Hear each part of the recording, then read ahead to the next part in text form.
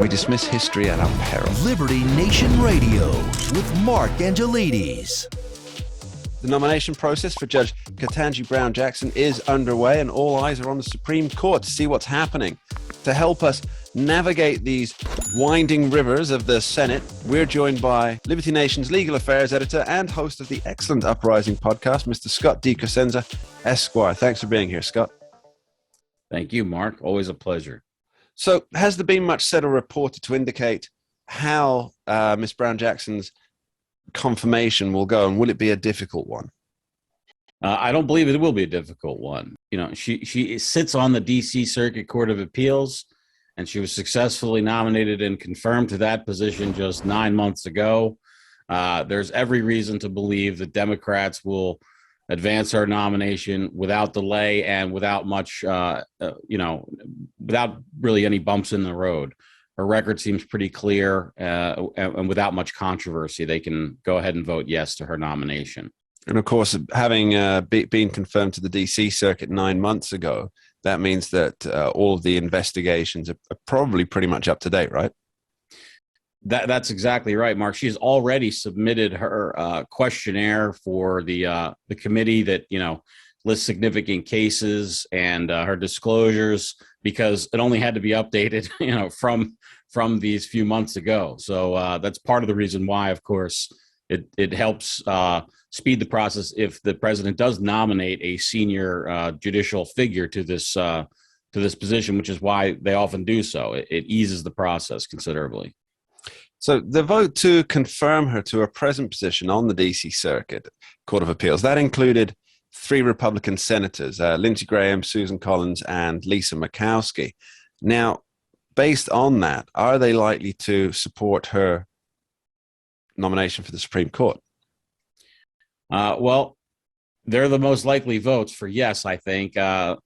Lindsey Graham, when her name was announced, had some snarky comments that the radical left has won President Biden over yet again, and so he's less enthusiastic, it seems like, to vote for her for Supreme Court. But the other senators basically just put out middling statements that they're going to consider the nominee. But it is a bit hard to suggest, the reason why somebody would think somebody was well qualified for the D.C. Circuit Court of Appeals, and yet somehow, they couldn't vote for them for nomination to the Supreme Court. So what's behind Lindsey Graham's statement here? Is it just politicking because he sees the D.C. Court perhaps as a lost cause and the Supreme Court as something which is, well, with the conservative bent that it has on now, more of an aid in power to the Republican cause?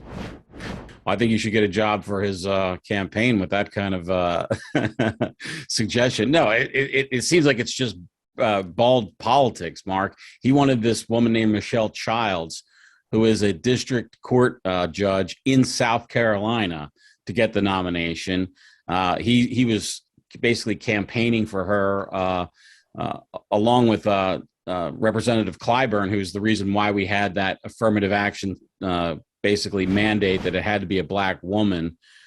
He made Biden promise publicly to commit to that race and sex discrimination in the choice, and then now he's basically been pushing Childs, and went so far as to say that both Graham and I think Senator Scott is the other senator from South Carolina, also a Republican, that they basically would vote for Childs if she got the nomination. But she was rejected by the sort of progressives for a number of reasons. And so I think he was just grousing about, he wanted to be kingmaker in a way, or associate kingmaker. And he gets a little bit of juice. She's from South Carolina, kind of plays things up for him.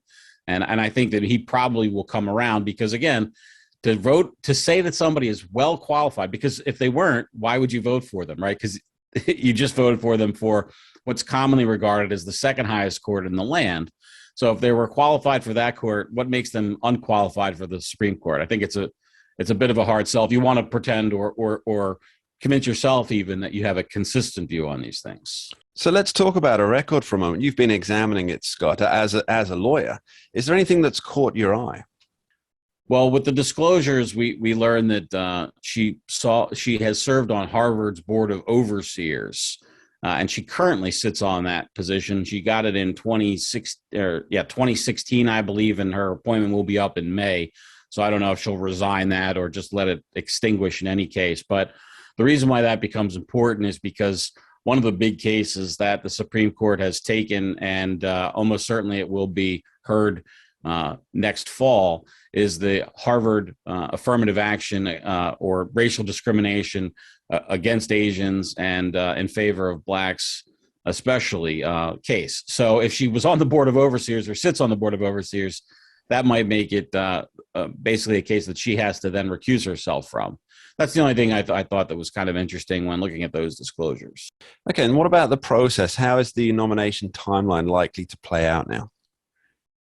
Mark, they're moving very quickly. The latest reporting I've seen on this says that the Senate wishes to be done with the confirmation, have it all signed, sealed, and delivered by the Easter recess the Senate takes, which I think is April the 8th.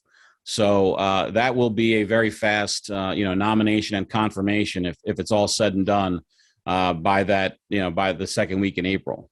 One final question, if I may. Are we like to see any of the same shenanigans that we saw with Judge Kavanaugh's nomination?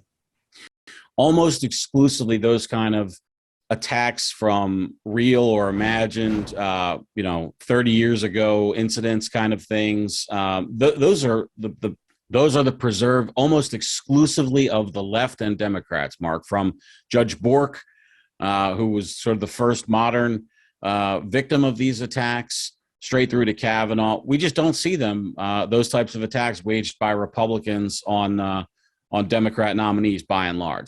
Scott D. Cosenza, thank you ever so much. Thank you, Mark. And that's almost all we have time for this week on Liberty Nation Radio, here on the Radio American Network. I want to offer my thanks to our guests, longtime host of this here show, Tim Donner, Dave Patterson, Andrew Moran, and as always, LN's Legal Affairs Editor, Scott D. Cosenza. And my thanks, of course, to you, the listeners, for being here. I want to leave you with a final couple of thoughts before we finish up. This situation in Ukraine, despite the travesty that is the sad fact of actual war, the deaths, the families destroyed, the homes and home life stolen away, it does, however, provide an opportunity. And that opportunity is to re-examine just how we in the West prepare for conflict. Ukraine's remarkable resistance in the early days of Russian troops crossing the border has stunned just about everyone. And at the heart of this, the individual's ability to operate independently.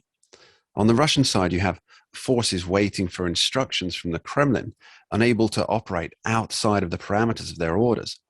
Conversely, the Ukrainians, largely because of the haphazard pockets of resistance, are fighting. And they're fighting as small forces with only the goal in mind. No convoluted step-by-step orders, but a primary goal and the freedom to make it happen based on what they experience are the facts on the ground. Now, this way of thinking was first brought to the forefront during the late 19th century by German General Helmut von Moltke. And he was the first commander to really articulate the notion that few plans survive past first contact with the enemy. It's a strategy that General Petraeus used effectively in Mosul, Iraq. But still, we tend to discuss military strength in terms of how many troops we can place on the battlefield. We treat our soldiers as pieces in a board game to be moved, retreated, sacrificed for the grander scheme. But we should remember, each individual is unique and brilliant, with the ability to make decisions based on the facts presented.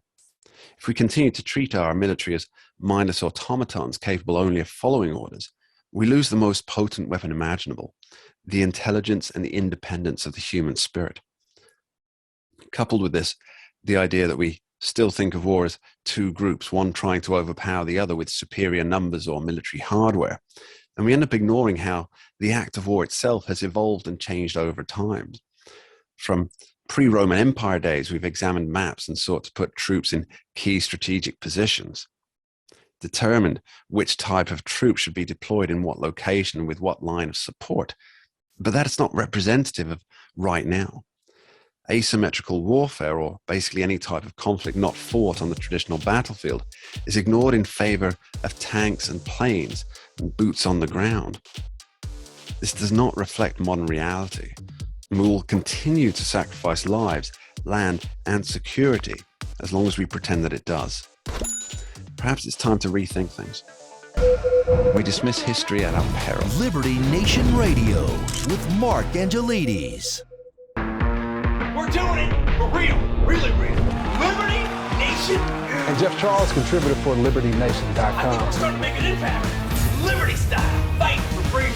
Daily tracking poll sponsored by Liberty Nation for Thursday. Mentioned by Dan Bongino, Rasmussen, Jordan Peterson, and I others. can do it again if you want me to. Cited in Mark Levin's American Marxism. I think we're starting to make a really big impact. Get noticed. We're doing it. Rock on. I'm gone.